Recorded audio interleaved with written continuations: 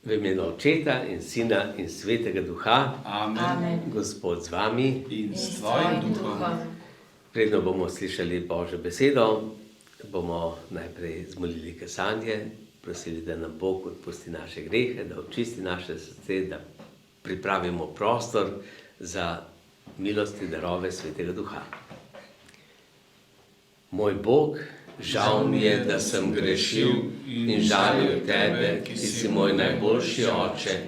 Trdno sklenem, da se bom poboljšal.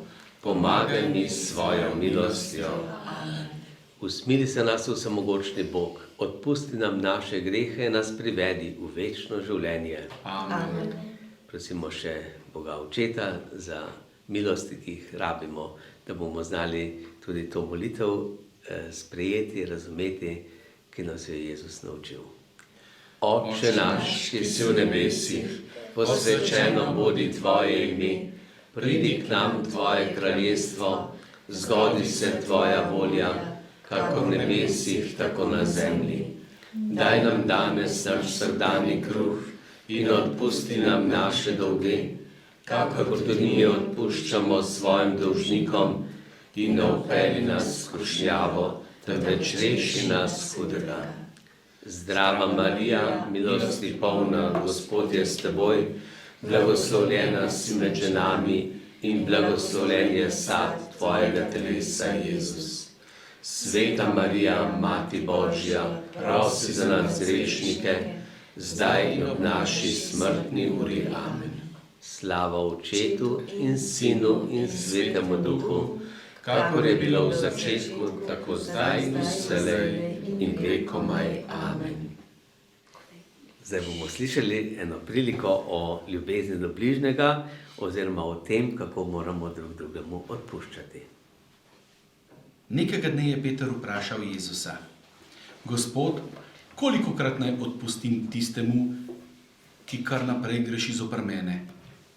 Strogi Judje so bili edini, da je 3-krat dovolj. Peter pa je velikodušno predlagal: do 7-krat? Jezus se je nasmehnil in odkimal. Ne, Peter, mu je rekel, 70-krat 7-krat je bolj blizu tej meji. Prisluhni priliki. Živel je kralj, ki je sklenil, da bo preveril račune svojih služabnikov, da bi ugotovil, koliko denarja mu še dolgujejo. Komaj je začel preverjati račune, že so pripeljali preden enega izmed njih. Ta človek ti dolguje veliko vsoto, so mu povedali. Kralj je pregledal knjige in ugotovil, da mu ta služabnik res dolguje pravo bogastvo. Prodajte ga za sužnja, njega, njegovo ženo in otroke, je ukazal. Služabnik pa je padel na kolena in zaihtel: Usmili se me, prosim, potrpi z mano in vse ti povrnem. Kralj je dobro vedel, da tako velikanske vsote ne bo mogel nikoli odplačati, toda služabnik se mu je zasmilil. Vstani, mu je prijazno rekel, izbrisal bom ves tvoj dolg, nič ti ne bo treba odplačevati. Ves srečen je služabnik vstal, se priklonil in je šel izpred kralja. Komaj je prišel ven, že je naletel na enega od svojih tovarišev. Hej, je zavpil, počakaj malo, dolguješ mi nekaj denarja. Nesrečnež je prikimal in se začel izgovarjati. Saj je čisto majhna vsota, daj mi še malo časa in vse ti povrnem. Služabnik ga je prijel za vrat in ga davil. Takoj mi plačaj, ali pa bo šel v ječo, mu je grozil. Gnal ga je iz palače in ga vrgal v ječo. Ostali kraljevi služabniki so se zgražali in so zadevo povedali kralju.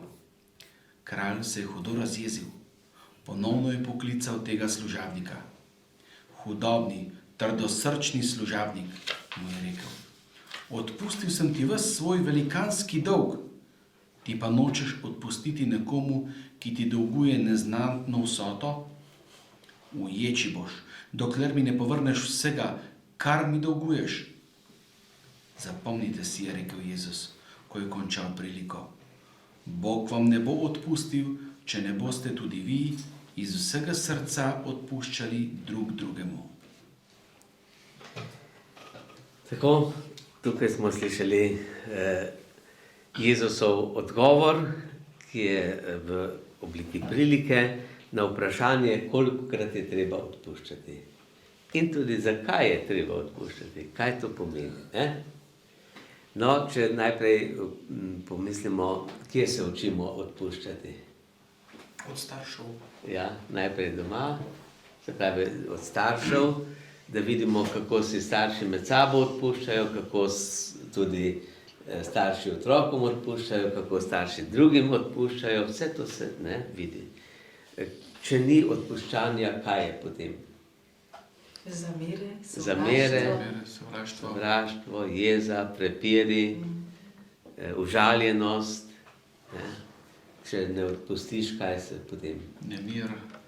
Dolgi nos, Ja. ne govori se, tihi dnevi, tihi tedni lahko celo in tako naprej. To je, odpuščanje je zelo važno. Tudi so potem žaljivke, kričanje in to se velikokrat iz staršev oziroma iz tega vzdušja, ki je v družini, med tudi starši in otroci prenaša v podzavest otroka, od majhnega otroka že in potem raste naprej. In to velikokrat potem izbruhne, ko je taka situacija iz človeka, pa se ne zaveda in si ne more pomagati. Zato je važno, v kakšnem okolju, v kakšnem vzdušju že majhen otrok živi in potem tudi naprej.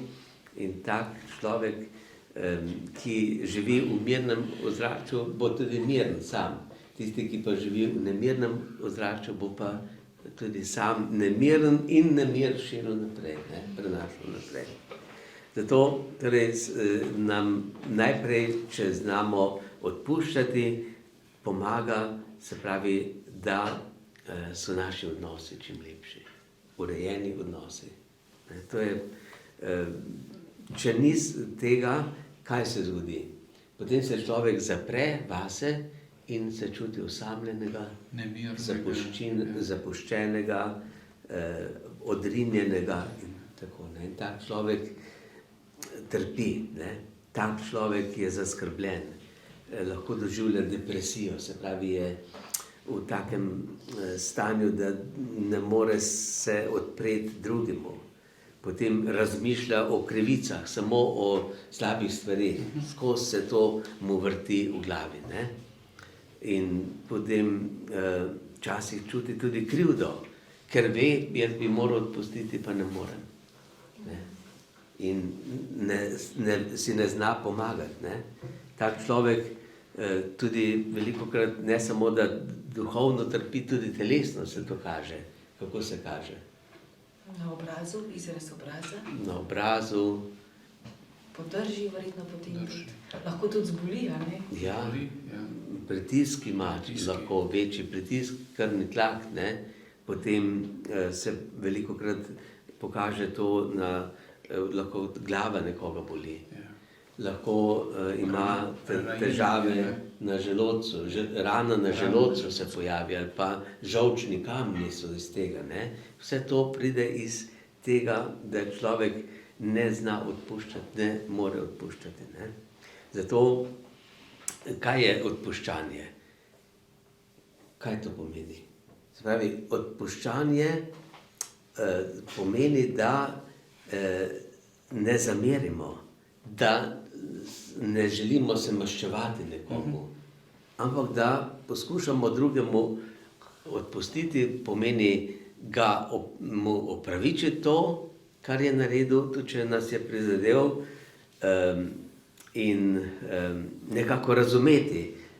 Je pač nekaj naredil, morda tudi se niti ni zavedal, pa ni za nalašč naredil. Mogoče, če pa je za nalašč, pa verjetno tudi je hotel s tem nekaj doseči, da bi morda se pravi pri meni nekaj zgodilo. No, tukaj pri odpuščanju gre predvsem za odločitev, ali bom odpustil ali ne bom. Odločitev. hočem. Zdaj, ta odločitev je pa povezana tudi z mojo sposobnostjo ljubezni. Ne? Kakšno ljubezen imam, koliko imam jaz ljubezni, pomeni, koliko imam Svetega Duha. Ker Sveti Duh je ta Božja ljubezen, ki je v nas. Ne? Zato vidimo, recimo, kako je Jezus odpuščal. Kako je odpustil. Jezus je tukaj rekel, ne samo 7x 70x 7x je treba odpustiti. Vedno. Ne? In Jezus je to pokazal že prej večkrat v življenju, ko je posameznikom odpuščal grehe in tako naprej, posebej pa na križu, kako je odpustil tistim, ki so ga križali. Ne? In je prosil, Oče, odpusti jim, saj ne vedo, kaj delajo. Pravi, jih je opravičil pred očetom, ne vedo, kaj delajo. A so vedeli ali niso? Niso se zavedali. Gotovo niso tako vedeli, kot je Polnosti Jezus sigurno vedel, ne. Ja. Koga? Ja, niso vedeli, kdo je Jezus Kristus. Ga niso mogli prepoznati, ali ga niso hoteli prepoznati, ali želeli, ampak gledajte, važno je, da vidimo, da tukaj v zadju ni samo človek tisti, ampak hudobni duh, ki dela v človeku. Ne? Ta prepoznati tega hudobnega duha, ki lahko dela tudi preko ljudi, ki so nam predpostavljeni, preko raznih voditeljev, narodnih ali verskih ali kogarkoli. Tukaj smo videli, so bili pismovki, farizeji, tisti, ki bi morali prepoznati Jezusa, pa ga niso prepoznali. Ne? Vprašanje, zakaj ga niso prepoznali? Zato, ker so bili preveč napuhnjeni, važni, preveč samozavestni. Ja, mi smo, ne? In nevoščljivi, ker je Jezus imel več poslušalcev, ker je imel več moči, ker je delal drugačna znamenja, ker se je pokazalo Božje delo. Ne? No, tako da, se pravi, če imamo res pravo ljubezen do Boga in potem tudi do bližnjega, potem bomo znali tudi odpuščati. Ne? Ker čim več imaš ljubezni, tem več lahko odpustiš, hitreje odpustiš, lažje odpustiš in tako naprej. Ne? No, Se pravi, če ne moreš odpustiti, moraš prositi samo za več Božje ljubezni, tako. več Svetega Duha. Ja, za Svetega Ker Duha. včasih imaš občutek, da ne moreš, Ja. da ne zmoreš sam tega narediti. Tako, s človeškimi močmi ne moremo. Ne moremo. Ne, ker če človek se sam trudi, ne gre. To je presega naše Pa moči. začneš iskati nekje nekaj drugega. Ja, se človek lahko znajde v eni psihični bolezni. Tudi, ne. Psihično zboli. Če ti delaš nekaj nasilja proti, ne. Če pa dela Bog v tebi, pa ti nič ne delaš. Pa ti rečeš, Bog, ti naredi, ne. Ti pomagaj in ti reši in ti daj pokaži. Ne? Zato tudi Jezus reče, kako naj reagiramo. Če te eden udari po enem licu, mu nastaviš drugega. Ne? Če si ti svoboden, mu nastaviš drugega in te ne gane, a ne? drugi potem ga tole nekaj preseneti. Ni pripravljen na to in potem začne razmišljati. To je čisto simpel govoriti. Ja. Če je človek povezan z Bogom, ni problem. Ne? Zato so prvi kristijani, ki so bili tako povezani, so šli v smrt, so šli z veseljem, so tudi odpuščali. Štefan, sveti Štefan, imamo tak, recimo, zelo konkreten primer, ne? Kako je videl nebesa odprta in pol ga ni zanimalo, ali kamni letijo, ali besede letijo, ali karkoli. Ne?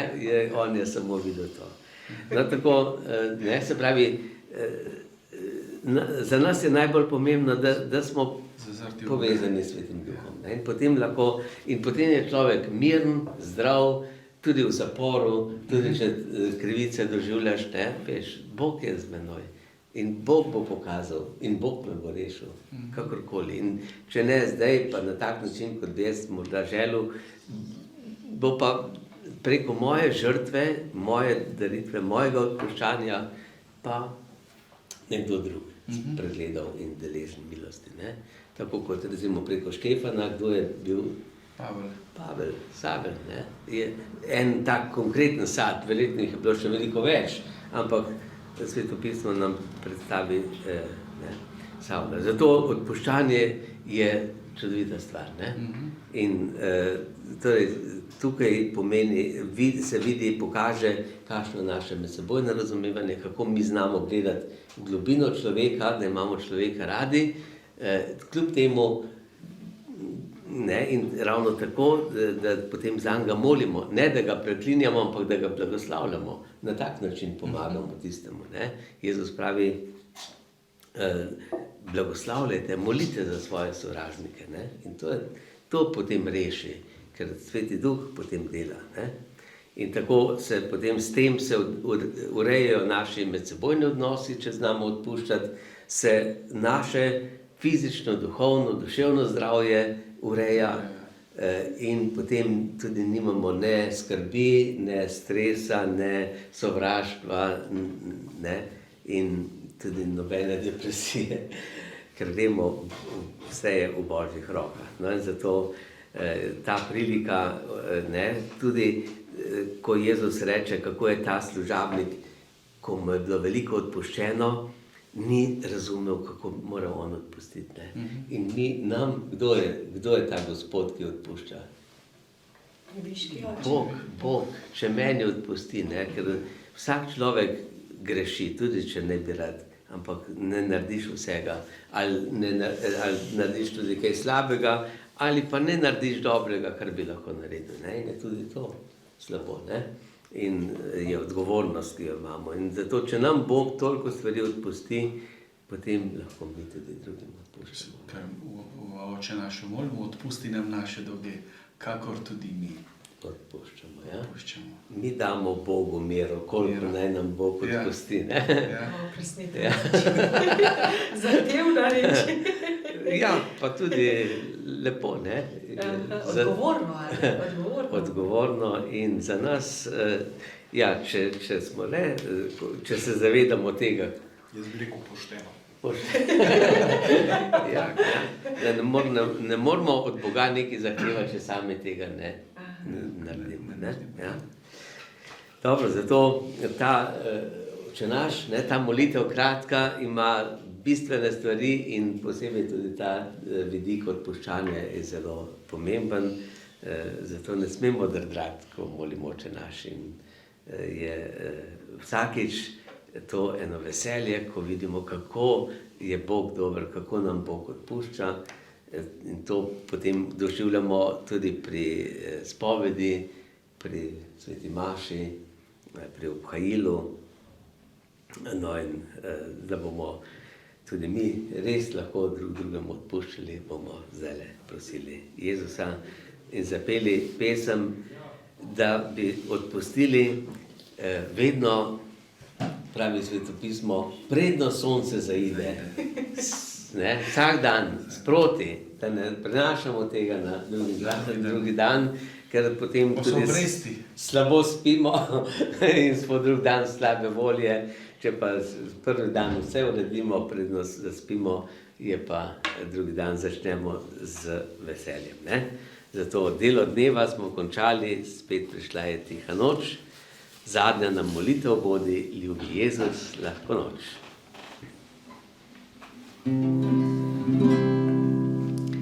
Delo dneva smo končali, spet prišla je tiha noč. Zadnja nam molitev bodi, ljubi Jezus, lahko noč. Zadnja nam molitev bodi, ljubi Jezus.